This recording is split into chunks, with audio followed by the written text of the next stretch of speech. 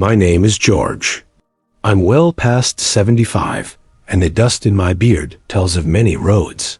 But nothing compares to the night I boarded the tourist train that runs along the old Serpent Track in Missouri. Before I begin, let me ask you something. If you believe that certain stories from beyond can protect those who pay attention, follow this channel right now. Sometimes a story is the invisible hand that keeps you from your next fall. It was October 1987. The trees had turned copper, and the wind scattered dry leaves across tracks abandoned for decades.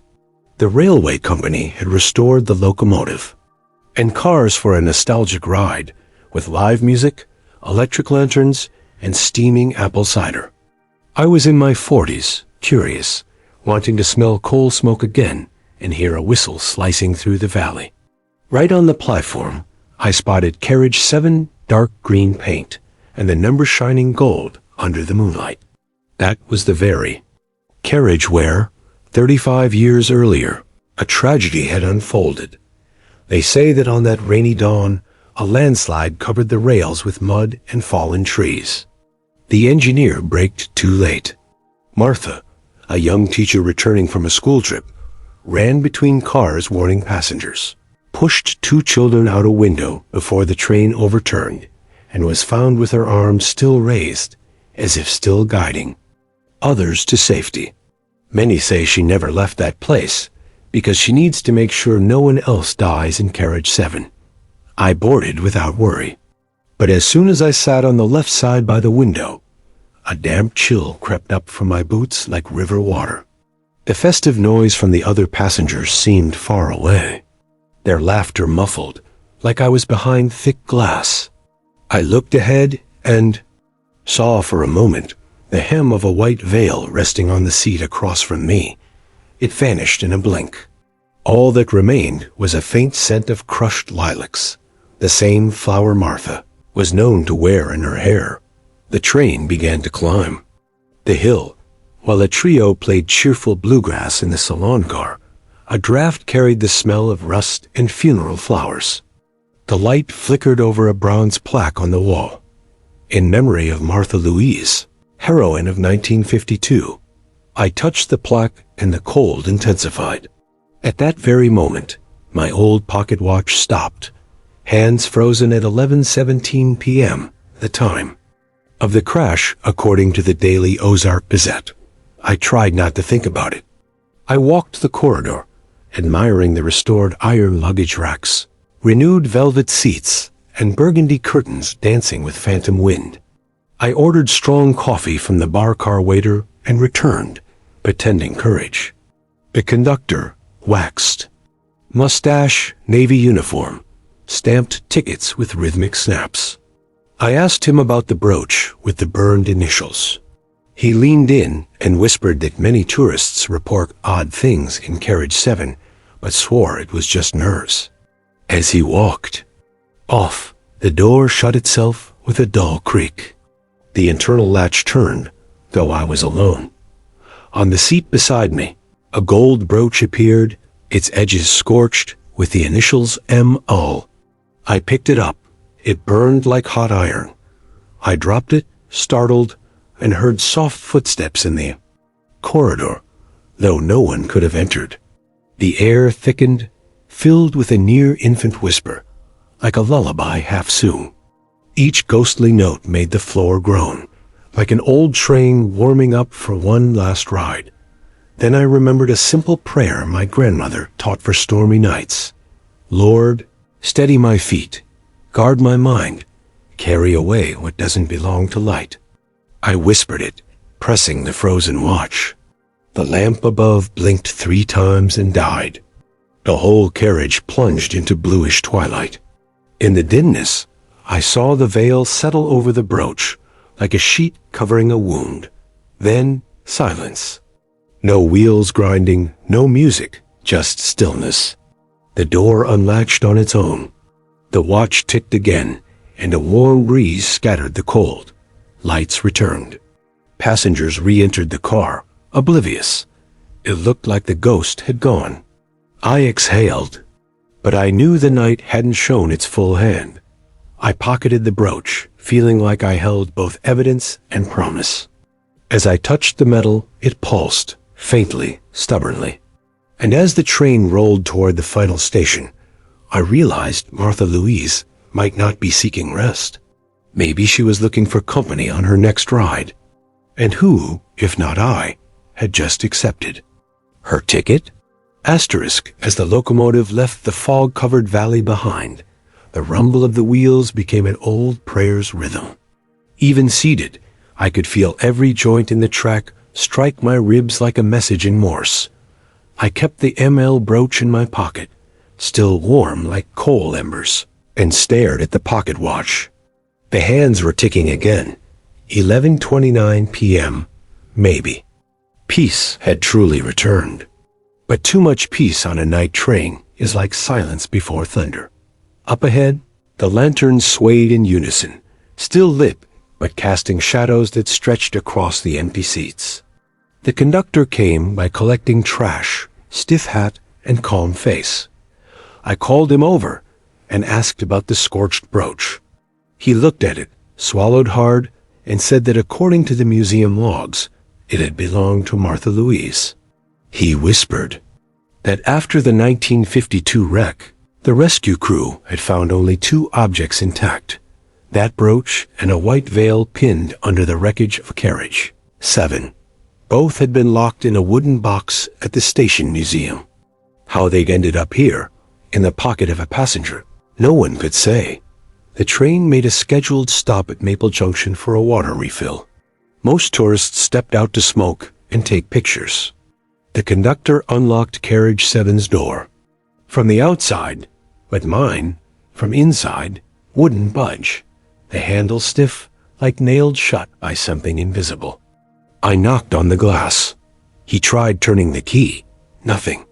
He promised to fetch the mechanic and walked off. I was alone, just me and an air that reeked of recently extinguished candles. Minutes dragged. Outside, laughter echoed faintly. I hung, my watch by the chain, leaning toward the window to see if anyone was returning. That's when the second hand began spinning rapidly, loose like a pinwheel, until it froze once more. At 11:17 p.m., at the same time, 3 soft knocks, like knuckles on hollow wood, came from the ceiling above. With every knock, fine. Dust drifted down, catching light like shimmering snow. There was no attic above, only metal and tarp. I tried the door again. Still nothing. A cold wind crept down the corridor. At the far end of the car, a hunched shape emerged, almost formless.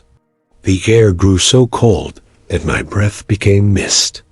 The lanterns flickered to the beat of a nervous heart. A female figure took shape, like smoke wrapped in moonlight. No face, just a floating veil spinning slowly. Each step echoed like cracking.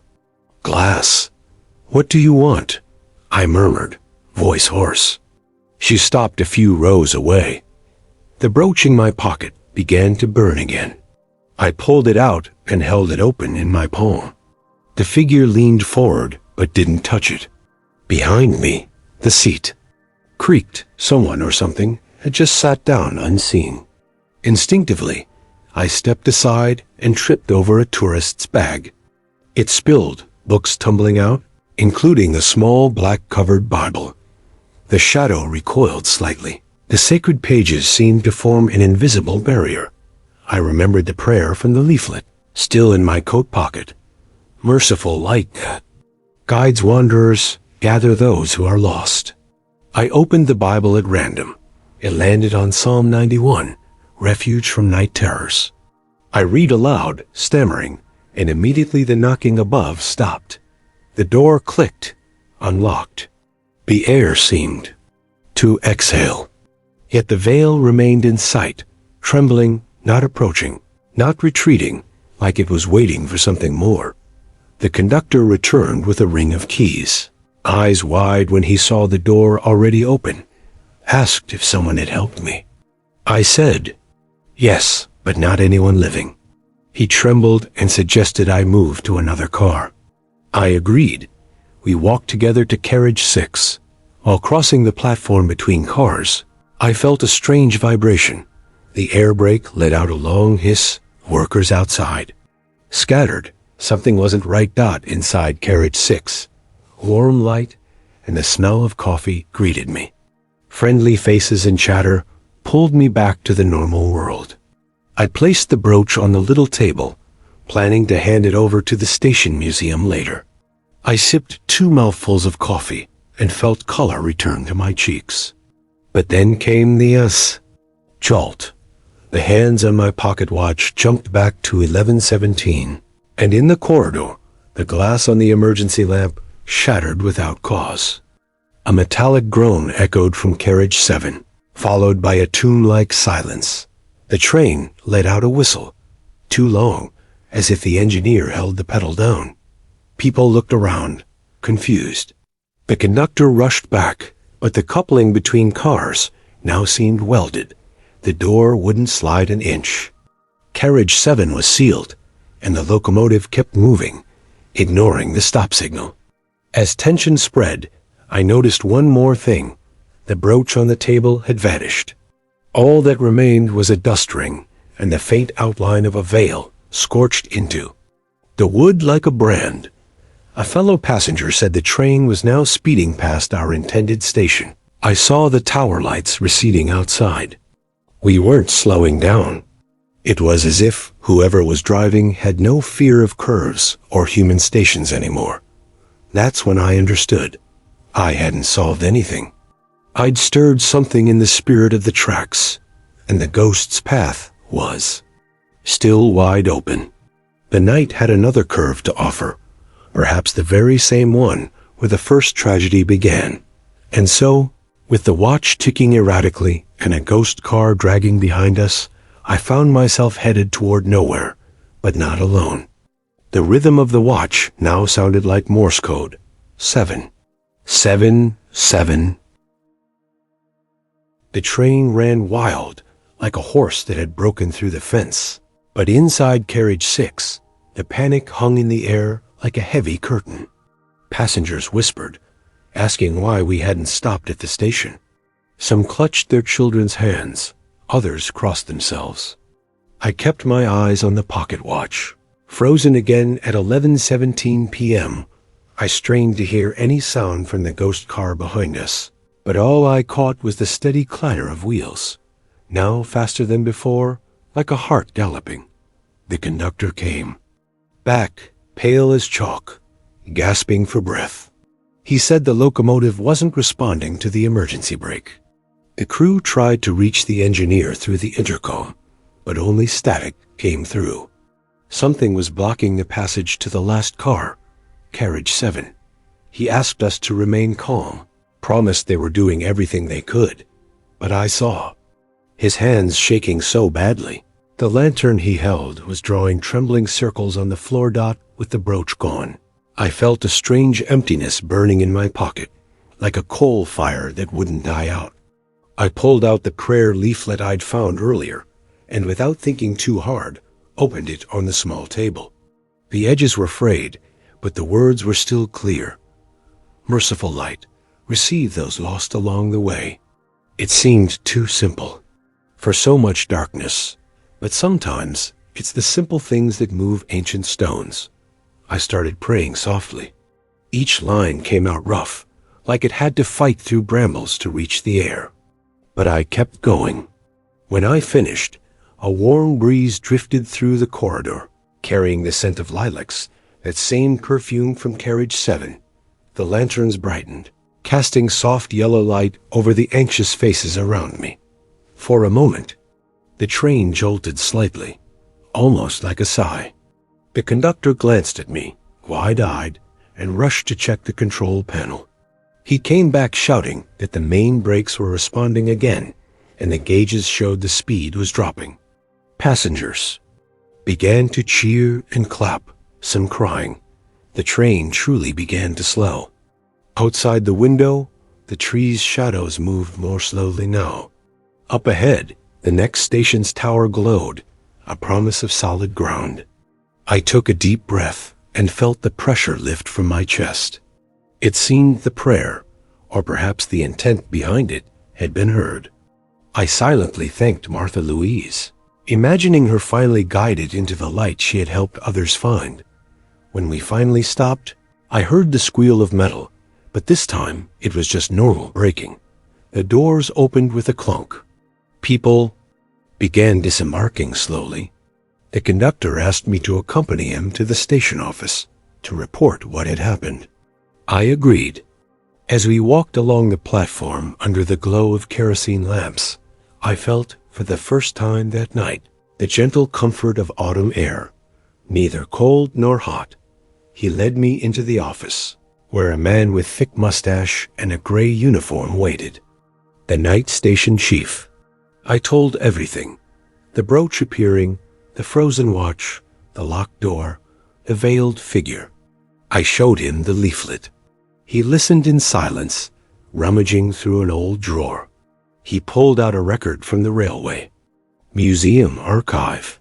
It had a black and white photo of the M.L. brooch next to a scorched veil. I signed a statement and promised to hand the brooch over if it turned up again, though I had no idea how to explain its vanishing. When we returned to the platform, the cars were already empty. Only a few workers remained, tidying up. The conductor offered me a ride into town in the station van, but I, stubborn as I am, said I needed to retrieve my hat, forgotten in my seat. I climbed back aboard Carriage 6, now quiet, with a faint scent of soap and old dust in the air. The weak lanterns cast long, thin shadows.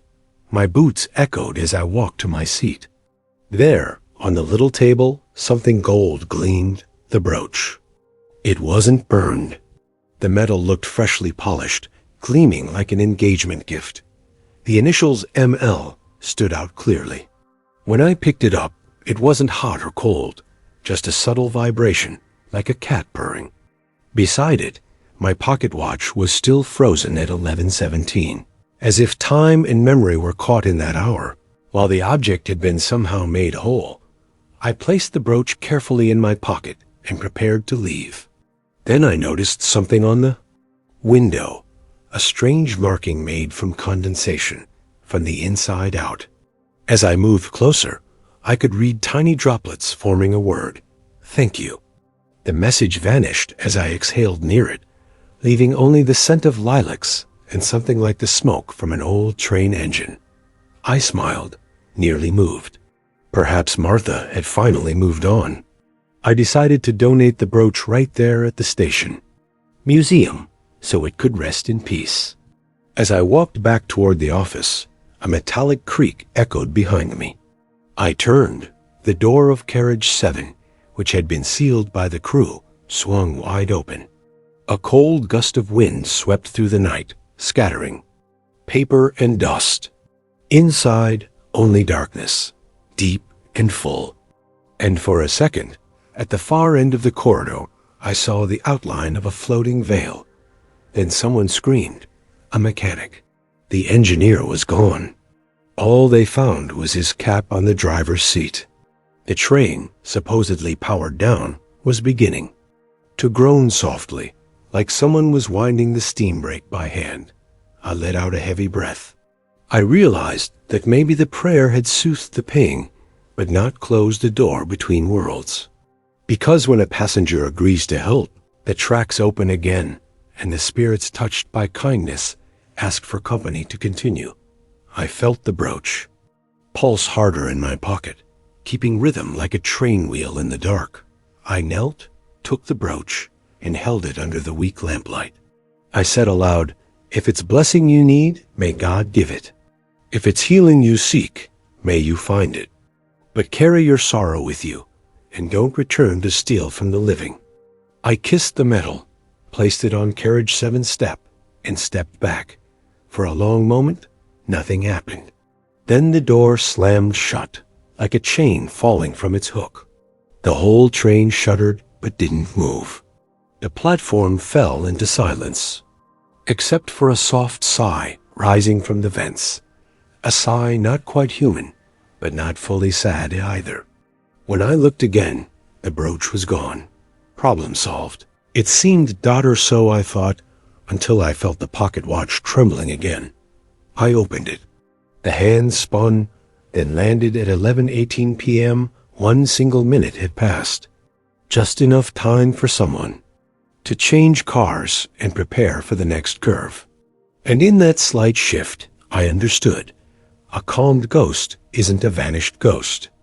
It's just a soul waiting for the green light. The night breathed iron and smoke, and I knew that sooner or later, Carriage 7 would want company again on the road of shadows. Asterisk, I left the platform thinking the night was over, but the air in the parking lot smelled of damp coal, a scent too old for modern electric engines.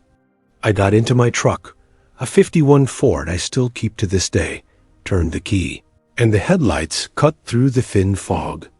The pocket watch, loose in the console, read 11:19 p.m. Only 2 minutes had passed since the original crash in 1952. I smiled, relieved, but then the second hand began to tick in an odd rhythm.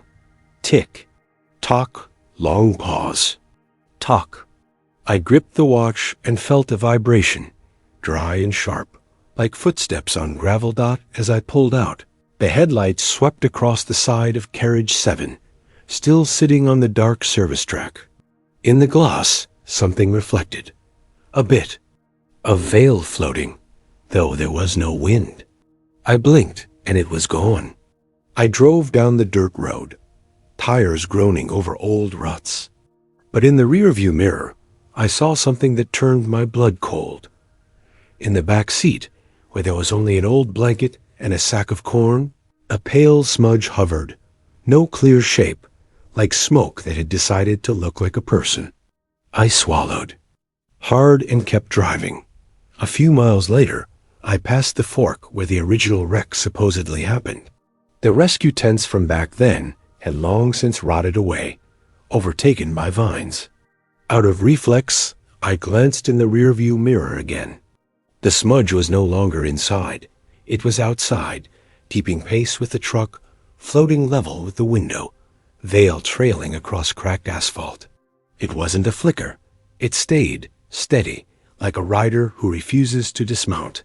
I floored. The gas pedal. Old oak trees blurred past on my left, a freshly harvested cornfield to my right.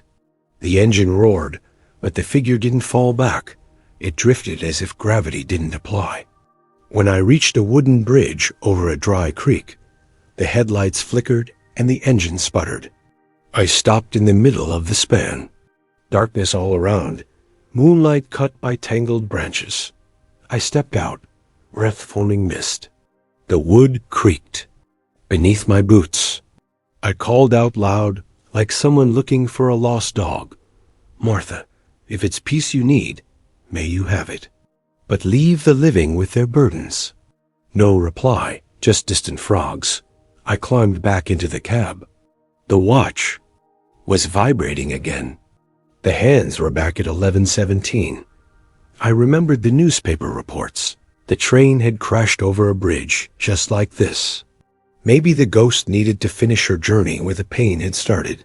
I took a deep breath.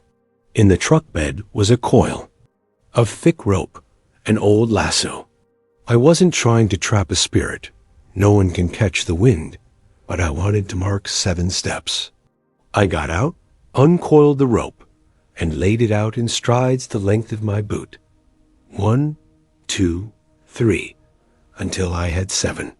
I marked each spot with a white stone from the creek bed dot there. I knelt. I opened the torn prayer leaflet and read the words. With everything I had, merciful light that guides wanderers, gather those left behind on the tracks. I repeated it 7 times, pausing between each. At the end, a wind blew across the bridge, lifting dust that spun in a spiral and vanished. Over the marked stones. The watch vibrated once and stopped. When I looked at the dial, the hands had moved to 11:18, no longer stuck.